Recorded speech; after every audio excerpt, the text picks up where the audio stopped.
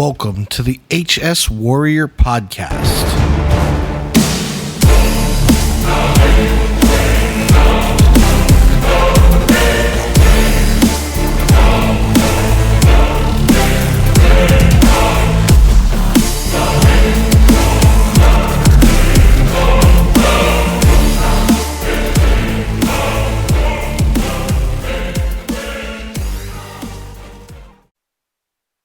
The opinions of the producers and guests of this podcast are not the views of our company or its subsidiaries. This podcast is intended for entertainment purposes only and are not intended for actual medical advice. Awesome, guys. Welcome to another episode of the HS Warrior Podcast. I am the host, DJ Power Mike, and today I have an interesting guest. Just to let you know, as part of all the support groups, 95% of the topics is always sex and sexual health and things like that revolving around HS. So today I have Erin Martinez, who I'm going to go ahead and let her introduce herself, and she's going to share with you guys what she does, and we're just going to get into it. Erin, how are you doing today? Welcome to the HS Warrior Podcast. Hey, I'm so glad to be here with you. Thank you for inviting me. Really glad to be being able to share information that I know is going to reach a lot of folks that may be living with HS or loving somebody with HS. So really happy to be here. My name is, as you mentioned, Erin Martinez. My pronouns are she, her. I work as a licensed mental health therapist as well as a certified sex therapist. And I think that's one of the reasons I'm invited to this great podcast, is to talk about sexual health and intimacy with HS. Well, I definitely need the mental health because, I'm off the rails. I'm just nuts. I mean, honestly, I really am. I say and do crazy things that I probably shouldn't, but, that's the life of a person like me. All right, so I've talked actually about it now a few times in the support groups, how, I've been telling you about it recently online and stuff. You I like to give out advice, but you put it in such a way that I was like, man, this is great.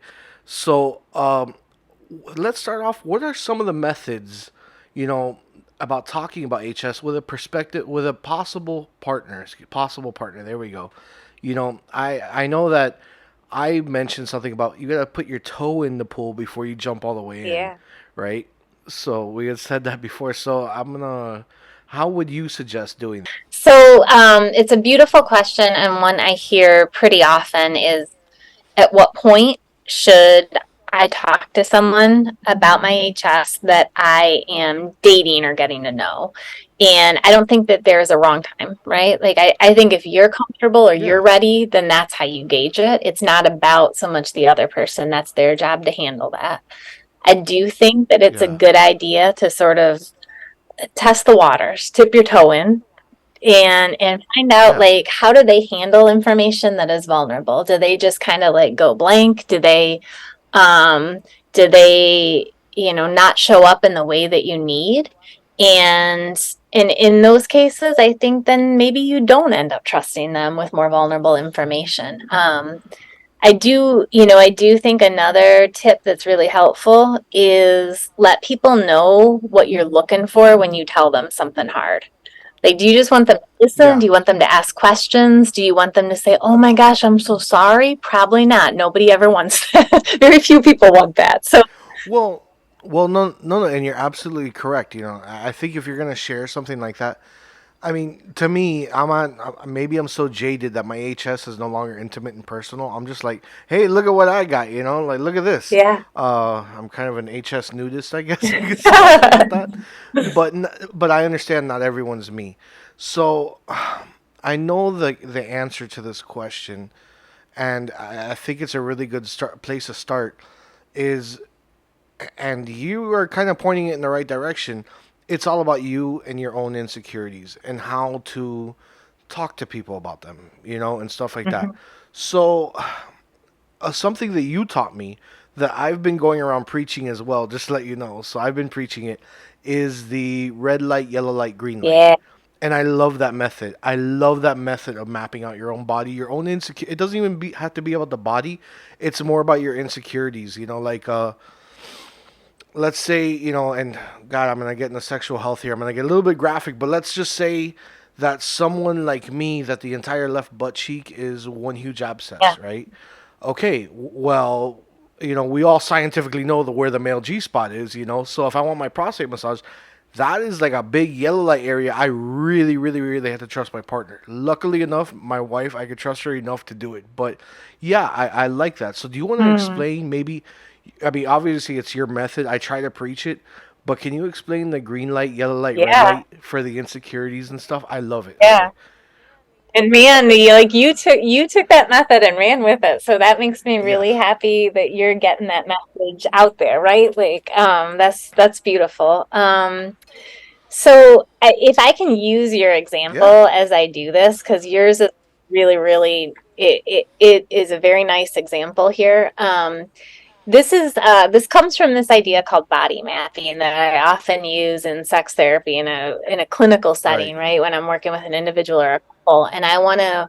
What it's really used for is like if we're thinking about consent, if we're thinking about creativity, if we're thinking about Right. expanding, right? When we think about intimacy and sexuality, we think of genitals so often, and that's like such a limited view Because there's so much more to it. of what is Yeah, there's so possible. much more. So Yeah. much more. Absolutely. Yeah. Absolutely.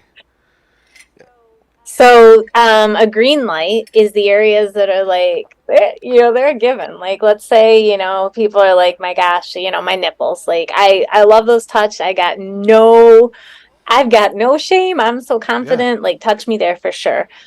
A yellow light, right? So, a the having your prostate Yes. stimulated because you have an abscess on your left butt Yes. cheek. For you is a yellow Yes. light. It's a maybe depending on the openness and the responsibility of my partner to embrace this Yes. with me. Okay. For others, that might be a red light. It's a stop. I can't handle Correct. that. I'm embarrassed. I'm nervous. I Yes. can't. And so the green light, yellow light, red light is a way of telling ourselves, where am Yeah. I at? So that we can come into that spot with a language of sharing and offering information about consent so that we can give a heads up to our partners No, where we want to go. and that's exactly what. And like I tell people, listen, just like with HS, and a lot of warriors will tell you, my journey, the warriors, our journeys are not always alike. Very similar, but not always alike. So even in the case of, I don't want to say sex, it's more intimacy. People are different, and you got to get to know your partner with the Mm-hmm. intimacy. Maybe I'm wrong. I'm no specialist, but I Oh, got that's some right. time on this, just a little bit of time on this earth, and I've learned a thing or two. All right. So, That's right. what are some good ways to show desire and affection beyond sex? Now that we're talking about intimacy, and I know I have a few. There's kissing, holding hands, things like that. And to me, one of the biggest ones that a lot of people lose out on is communications because they're afraid to show their vulnerability, and I get that. I really do because it's not easy. It's not Yeah. easy to be vulnerable to a person. So, any other things you might Yeah. suggest? Yeah, for sure. Some of the examples you just laid out remind me of I think a nice way to think of this is like you were talking about hand holding and Yeah. kissing. So I think rather than saying, yes, I want to be intimate or no, I don't want to be intimate is a real limitation. And if we can open that up and find the middle, and I keep on forgetting this is a podcast. So just everyone, my hands are waving every Yeah. which way because Well, I talk with well. my hands so much. Listen, I'm a Cuban, so I totally get it. The Cuban side comes out of me, and I'm the same way. Unfortunately, until I can afford for a better camera, I spent money on good microphones. So right now it's only audio. So yeah, but we will be doing video eventually. So if you ever do come Okay. back on, So imagine my hands are yeah, opening up. When we're thinking about that, like, it's nice to, if somebody says, do you want to be intimate? Imagine that you have yeah, options. And so you've got affect, you've got sensuality, and you've got the okay, erotic. And that is way more expansive. So if I say, no, actually, I don't feel like getting completely naked and hopping into bed and having a penetrative Yeah. experience, right? That's really like Yes. erotic. But what I do feel like doing is I would love to sit down next to you. I would love to put some lotion on your Yeah. back and tell you about my favorite Yeah. fantasy on a beach. Okay. That's sensual. Yeah. No, that Okay. is. Yeah. Or I can't. What I'm up for is the longest hug I've had in Yeah. a week. Would you give me that? Right? Like that's Yeah. No. affectionate. Um, we have No. options. Absolutely. I mean, something. It's a joke to me. I like to joke around, so I don't take life too seriously. We're never gonna get out alive. Trust me. No one has.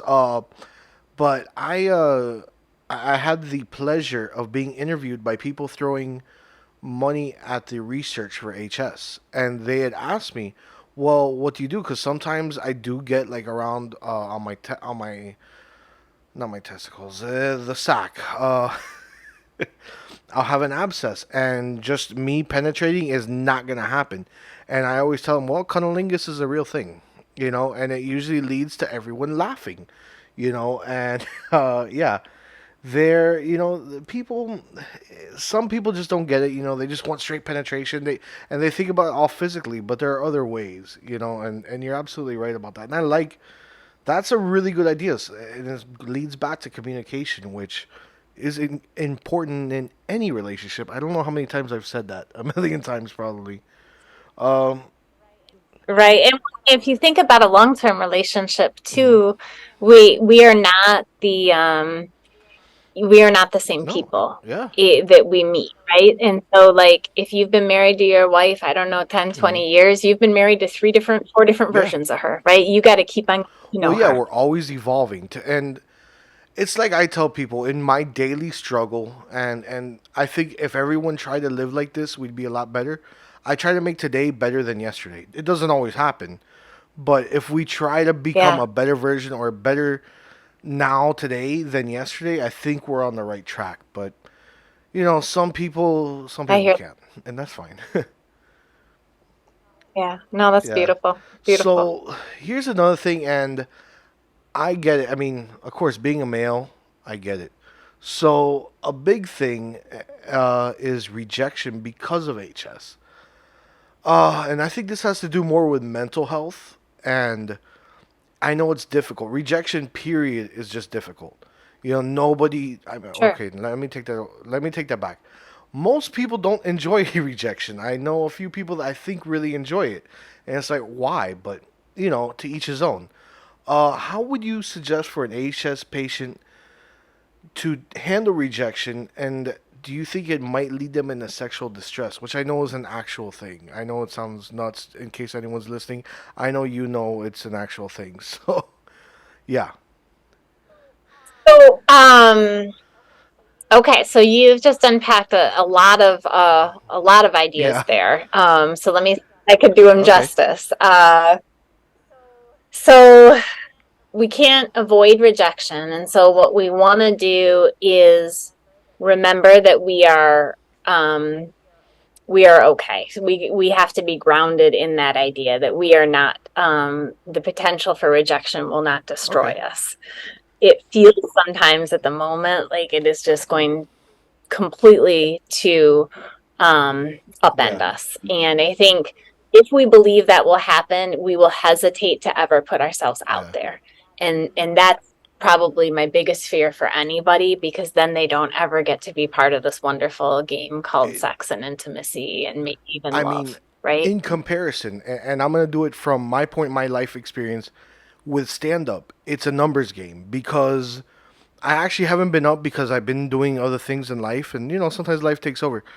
But I try to get out there. Don't get me wrong. I've been on stage and totally eaten a bag of dicks and bombed completely. Like it has been the worst. But I go Yeah. back up and do it again because try again is what I always try to say, and I always try to tell people, listen, if that person rejected you, fuck it, they weren't for you. Move on to the next one. You know. That's right. Right, So right. And I think that that's the thing is I mean, somebody may be so direct as to say, I want to date you and I cannot because you have HS. Or I want to date you, but I cannot because you have a Right. kid, right? Like whatever. And some people are going to be indirect and they're just going to like Yeah. ghost you, right? If we have something we're insecure about or we're worried about, we usually Hmm. assume it is that Yeah. thing. So another thing I tell you is don't assume it's that. And if they're saying, I can't date you because of, what they're also saying is, I can't handle it. I'm not up for it, which is true right when we say the word warrior.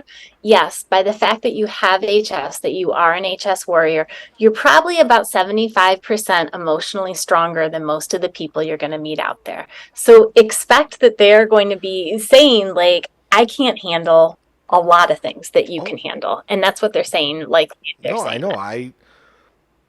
Okay, I can't give out names and I can't give out titles, but I have somebody who may or may not be close to me that also suffers from HS, and that person was telling me why they were afraid of having a significant other and this, that, and the other. And I said, listen, at the end of the day, give it a try because the worst thing you want to do is kick yourself in the ass for not trying. And you know what? That Yeah. person is visiting with that because they have a long distance relationship, and I haven't heard from her. So I'm assuming no good news is good news. You know. Right? So yeah, no, but definitely, yeah. I say it, and I know it's difficult for a lot of people to hear. You gotta move on. You gotta keep on trying. Some Joe Dirt. I don't know if you remember that movie, Joe Dirt. Life's a Yeah. guard, man. You just gotta dig it. So yeah, yeah. But fear of rejection is a big thing. Uh, and it sucks for real. And like you said, that's I've never thought about it like that. But yeah, I would definitely say, the HS patient, the warrior as we like to call them, are probably 75% more emotionally stronger than a lot of other people. Because, I mean, I have some very dark humor, and a lot of the HS patients get my humor. Some of them don't. It's okay, you know? But yeah. Uh, all Yeah. right. Ooh, all right. Where are we at? All right. So now here's another thing. Let's say that somebody, just got diagnosed with HS or figuring it out, and they don't know who to talk to about intimacy with HS. What type of professional should they talk to? Is it a sex therapist, a dermatologist, a psychologist? Which one should they talk to about, in your opinion? Yeah. So, I think in the ideal world that I view, every individual that's dealing with medical, Hmm. spiritual, or mental relational health would be opening up that Yeah, conversation. So tell me about your HS, tell me about sexuality, tell me about the good moments and the bad moments, and is there anything you need help yeah, with thinking through. And I also acknowledge it's not an ideal world. So who are the people that are going to be most likely to be able to have very good real conversations? I would say that they are most often people who are sex okay, therapists or sex counselors. yeah, And the difference between a sex therapist and a sex counselor is sex therapists live within the mental health realm and have specialization in sex therapy. Sex counselors have specialization in counseling and live in the medical world. I would also say that of in purely the medical world, I think that the dermatologists that specialize at HS are much hmm, better at yeah. addressing issues of sexuality than other Yeah, doctors. I mean, I pretty much figured it out for myself in the long run. Also, I'm very open and I'm very like a book like, oh, and I come to everything with a scientific method and I know not everybody does it. So sometimes it's nice to hear Yeah. a different perspective because, I'll just be like, oh, just try it. And if it doesn't work, it doesn't work. I want to chew on something that you said and it just hit me now. Uh, Yeah. that every day we're changing and that if you've been with somebody for let's say 10 years, and that person has changed because like my HS has changed. When I first got married, I had a few boils here and there, and that was it. We didn't even know it was HS till later on down the road. Now it's horrible. I'm all messed up down there. God bless her. So I don't know how she puts up with me. But what do you do if you have an unsupportive partner? Or like, what would you suggest that you do? I mean, obviously, everybody's an individual case, but let's just say that your partner becomes unsupportive because of HS, in all aspects. Mm. I know that's a difficult one because I just want to tell the person, bro, get out. That is,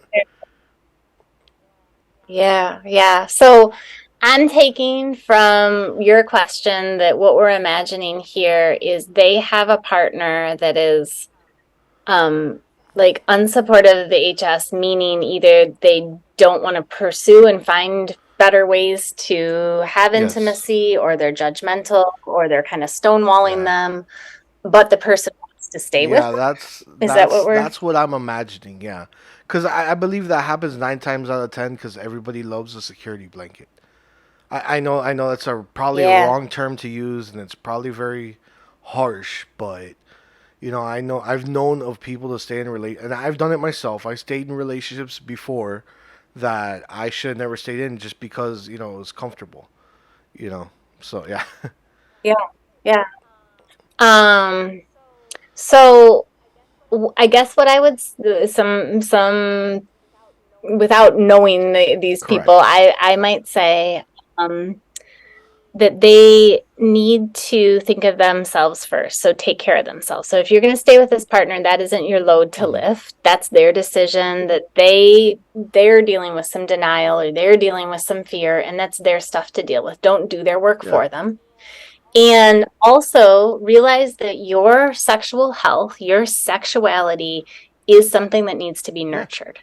You're getting a big no from them, but that doesn't mean the need is not there. So you need to find ways to take care of yourself. So for some people, maybe that may be Yeah. masturbation. For other people, that might be um, reading erotica, watching pornography, listening to sexy songs, dancing, right? Dancing can be so sexual for some people and so exciting, but like take care of your sexual self and don't spend that energy taking care of somebody and trying to talk somebody into something that they're stuck. You don't need to be stuck with them. If you choose to stay with them, let them do their own work on their own Okay. self. I like that mentality. And let me know if I've been giving the wrong advice. So now is the time that I get to ask a professional. So I've had Okay. HS warriors ask me, in private, obviously. So, oh, I don't know about this and I don't know about that because, like I said, I'm kind of an open book and I do say outrageous things. Uh, Mm-hmm. and I say, get to know yourself better. And they're like, what do you mean? I was like, when have you actually sat down and played with yourself? Watched a porn that you might enjoy. Do something erotic with your own self. And God, Yeah. is that?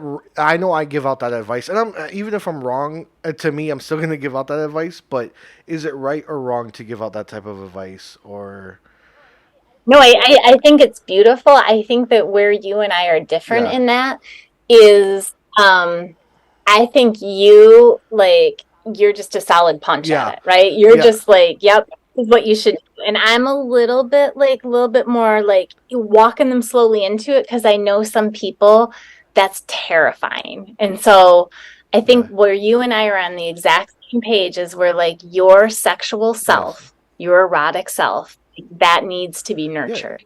It is not a race because somebody else doesn't want to play the yeah. game. You take care of that. And I think that's No, perfect I mean advice. I've always given it out, and yeah, you are right. I'm a little bit too forward, and I've even had my friends like, how can you say these type of like, especially that I come from a Latino background. So like what we opened up about a prostate massage, they're like, bro, you're gay if you do that. I'm like, no, I'm gay if I'm attracted to men. I'm attracted to women, and if you look it up scientifically, the male G spot is in the prostate, and the best way to get through there. And they're like, no, that's and I've dealt with that all my life. It is what it is, and like I tell people, follow what you like. Don't go by the standards of what everyone else likes. If you're happy with it, then you do it. And some people just there's something else. You know, the Latino machismo culture. I don't know if you're familiar with it or not. Yes, I am. Okay, okay. Yeah, Well, and I guess one thing that we could say to those friends that are like, you're gay if you do that, is one, they're missing out on, I mean, it's its own podcast topic, is the prostate, but like they're yeah, missing out on a heck of a lot of wonderful experiences, and maybe there's some things they could learn from their gay brothers yeah. in the world, you know? No, no, yeah, no, no. And I mean, I even said it. I was like, listen, I've never had urinary issues, you know, like, and I say that these are proven things about the, like, there's science backing these things. Are you familiar with Pauly Shore, the Mhm. actor and comedian? He Yeah. was talking on a podcast, and I was like, wow, you know, I know somebody that this is happening to, that they were having issues urinating they couldn't get any sleep because they had to keep on getting up and urinating. And it's I forgot what he called it, but they basically they put you under and they steam clean your prostate while you're under. I don't know what it's called, and he might have been joking. I don't know. It's Polly Shore, you know.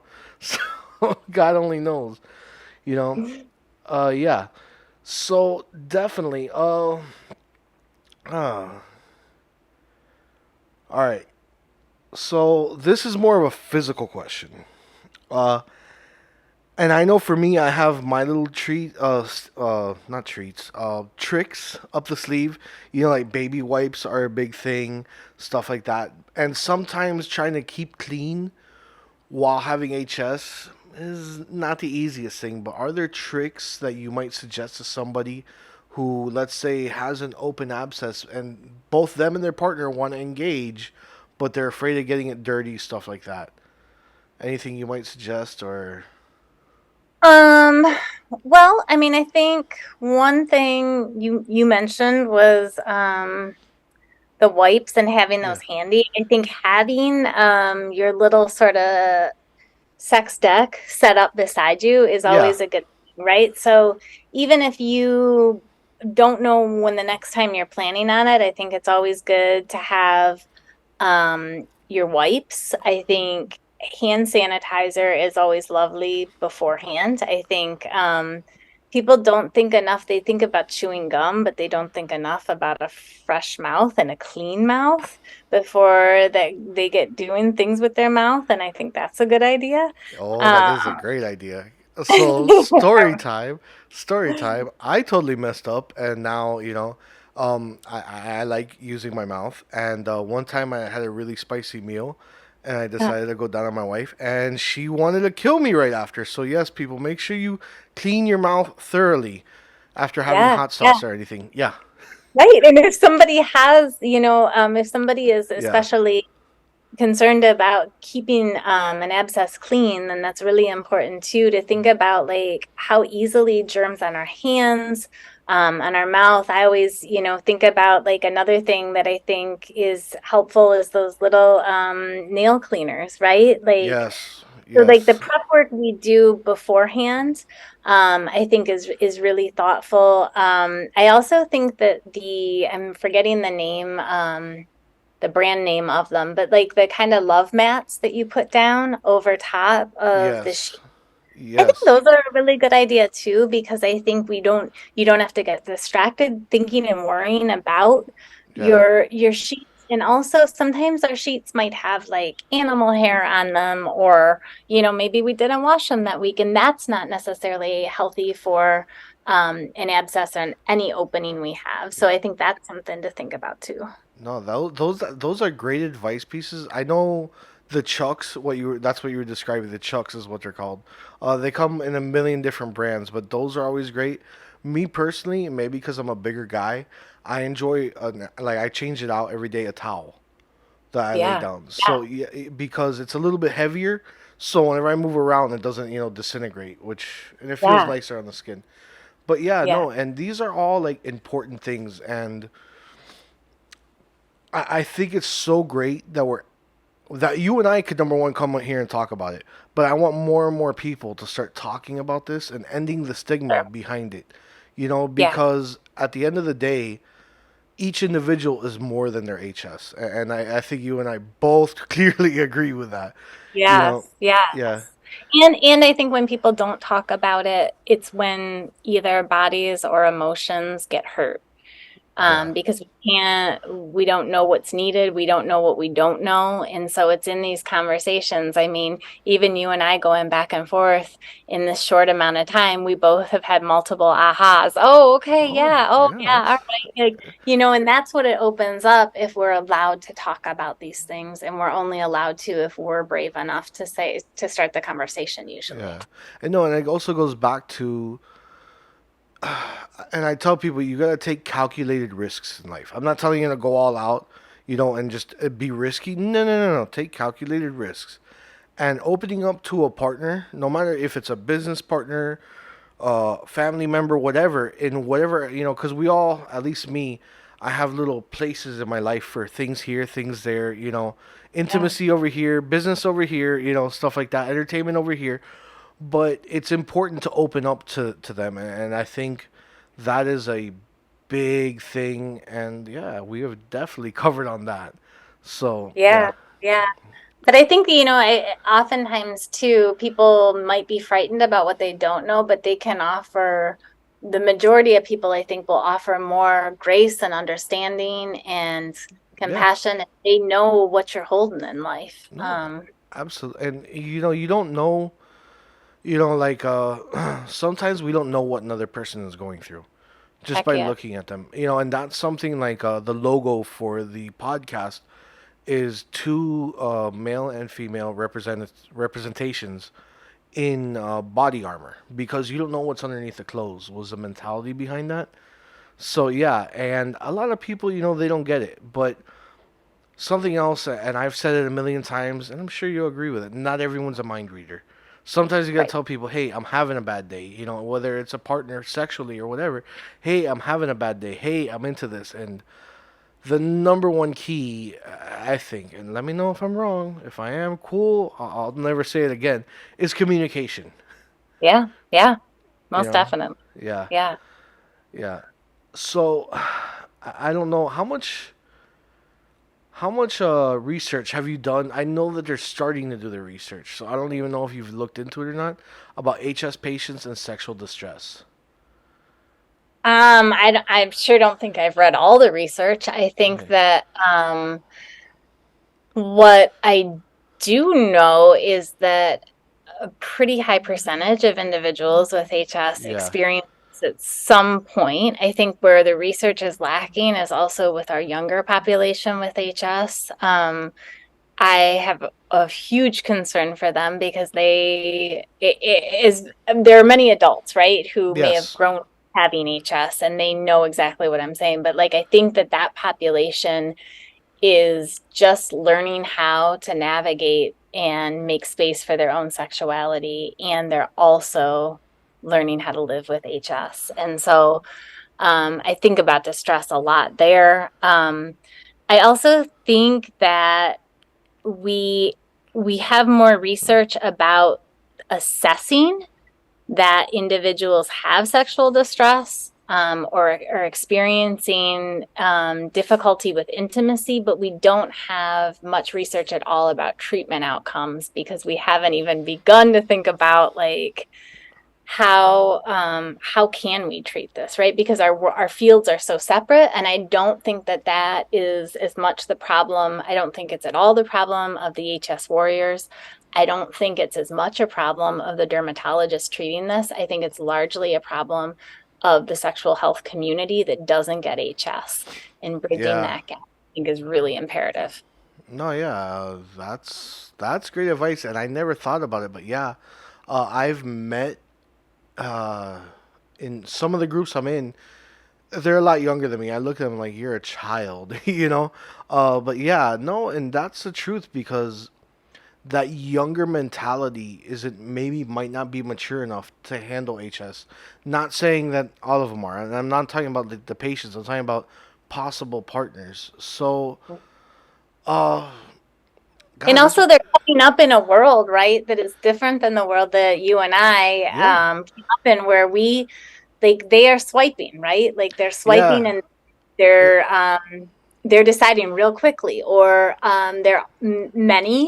many young people are entering into sexual experiences earlier on in the dating, right? They might even want to take part in the hookup culture, and that's a yeah. whole different game with HS. And so, like, it's pretty intense for them. I have a few friends who have HS, and they tell me, God, I just want to be a whore, but I can't because of HS. And I get where they're coming from, the hookup culture, like you said, where I want to get out there, I want to be a whore, I want to flash my vag to everybody, and just have fun with them. Like, and I'm like, yeah, you go do it, fuck it. If they don't like it, oh well, move on to the next one. But yeah, um, do you have any advice for people that might say that, because I always tell them just go for it. Worst case scenario, you get shot down. Best case scenario, you get some action. Yeah. Well, here's like, let's take it back a little bit to this Okay. idea of rejection. Okay. Mm, So, if I feel solid in what I know about myself and my body, yeah. and somebody rejects me, that's a whole different game than if I walk into that insecure about that and then they reject me. So I think that, just like you were talking about, people need to do their own work and understanding their own body and taking care of it sexually. I think that there's some pre-work to do in this game.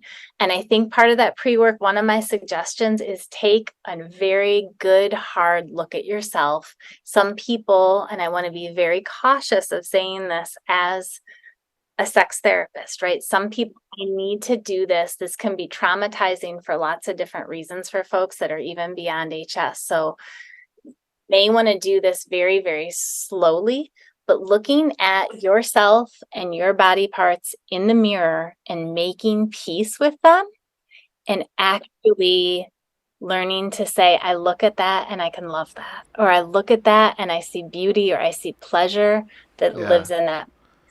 Right. And then I would practice exactly what you're going to say when you imagine standing in front of somebody and saying, hey, I know this is hot.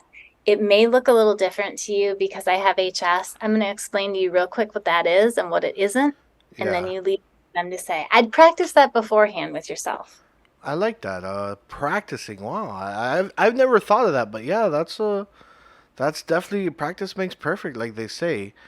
And yeah, wow, that is great advice. My mind is blown. Thank you With so sound much. effects. Okay. Yeah, yeah, with sound effects and everything. Uh, no, but and man, this is something that I've got to say because most women are very insecure about themselves, especially the type of women that I happen to be attracted to. I like the chunky women, as I like to call them. That's the type of women I like. What I like. That's it. Yeah. Yeah. And a lot of them are insecure, and it's something I say. Yeah, you look at yourself insecurely, but I don't want the cookie cutter normal. I don't want. I want, like, give me the stretch marks. Give me the indentation, stuff like that. Give me something that's out there. You're real. Give me real. Give me real. Exactly, exactly. Don't give me the cookie cutter. I don't want. I hate to say cookie cutter. It's everyone has their own cup of tea. Like I say, for every nut there's a bolt out there, and I'm definitely a nut. So, But if you think about it, that is like, it is what you're saying is, I don't like the normal, but like yeah, the normal is actually not the normal. And yeah, so yes, uh exactly, but we are fed these images of this is what you should be. And I and think there's a and it lot of work to do in yourself and saying this isn't what I want, and it right? Like, goes I don't yeah, believe that. it goes back to this day and age, like you were talking about Instagram, and swiping and all this other stuff. Yeah, I get it. Where a lot of girls could be, and men too. I got news for you. Men could be very insecure. I get on stage and like I said, I say ridiculous things. So I like to make a joke that I suffer from small cocks. My wife hates a joke. I love it. It's funny for me. She'll even scream out, "It's not small," But whatever. I don't care. I'm gonna laugh at it. But yeah, a lot of people do have their insecurities, and it's a matter of living with them. And I think that's a great idea, is to get to know yourself in the mirror little by little, even if you have to. I really, really Yeah. like that. That is great advice. Thank you so much. You should always start with something that you is not hard to look at. Like for a lot Yeah. of people, it might be, an arm, a hand, like, but even taking a good hard look at that and the Yeah. story of part of your body, is a really wonderful exercise. No, absolutely, absolutely, and definitely pampering yourself, showering, things like I know I look forward to that. So that is one of my things. Listen, I know you're very very busy. I know you have limited time. I want to thank you so much for coming on the podcast. Great things. So definitely get to know yourself, get to know your body, communication. What else did we cover here? Anything else that I'm missing? Um, I think we talked about the insecurities. I think we Yeah, talked about who are the best people to talk to about this, yeah, and how to start the conversations. And I just want to say that for me, I have been blown away in the decade that about a decade that I've spent working with the HS community. And I love how much so many people are patients are and warriors are yeah. doing the education, and they're talking to one another, and they're changing the field of work, and it really is inspiring to me as a mental health expert and a sex therapist. It is really important for me to get the word out about HS so that more and more people that this community is talking to will be like, yes, I know what that is. Yes, I can talk to you about that. And I have recently written a book that also, talks about these issues of chronic health and sexual health as a social justice issue for mental health practitioners. So I'm doing little by little. We're gonna get Hold on. there. Is the book published? It is published. It's through Routledge Where? Publishers. Where can is it on Amazon? Where can I You can find get this it on book? Amazon. You can get it through Routledge. It's Sex, Social Justice, and Intimacy and Mental Health. So that's sex, social justice, and intimacy. What? I'm sorry. In mental health And practice. mental health practice. Okay, I'm definitely gonna get a copy.